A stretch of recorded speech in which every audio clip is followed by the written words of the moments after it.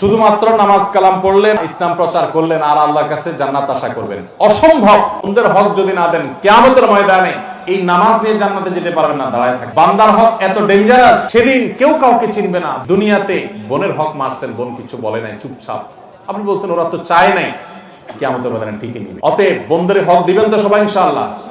বন্ধুর হক দিলে মনে হবে কমে যাবে, আল্লাহ তাআলা আপনাকে আরো বেশি বাড়ায় দিবেন। আর যদি সব লুটে পুটে খান, যতটুকু অন্যায় খাবেন ততটুকুর বহুগুণ আপনার সম্পদ থেকে চলে যাবে, টেরও পাবেন। আমাদের দেশে বন্ধের হক এটা মেরে খাওয়ার জন্য একটা জাল মাসালা বাইর করছে। মাসালাটা হলো, অনেক এলাকায় আছে, আপনাদের এলাকায় আছে কিনা জানি না, মানুষ বলে যে মেয়েরা বাবার বাড়ির হক নিলে, বাবার বাড়ির জমির ভাগ নিলে তাদের এটা সয় না। এটা হলো বন্ধের হক মেরে খাওয়ার জন্য একটা জাল মাসালা বানাইছে। একই বাবার সম্পদ তুমি ছেলে খাইতে পারবা, তোমার সবে কোনো অসুবিধা নাই, ওই বেচারা মেয়ে খেলে তার সবে না। এর চেয়ে বাটপারি আর কি আছে? বন্ধের হক থেকে তাদেরকে বঞ্চিত করার জন্য বাবার বাড়ির হক নিলে তাদের সয় না, এই কথাটা বলাটা চিটারি। যারা বলে তারা সব প্রতারকের দল।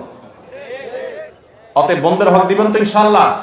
বাপের বেটার মতো বন্ধের হক হিসাব করে দিয়ে দিবেন তো ইনশাআল্লাহ। এই অন্যায়, এই অনাচারের বিরুদ্ধে একটা সংগ্রাম চালাতে হবে। বন্ধের হক দেওয়া এটা নফল না, এটা ফরজ।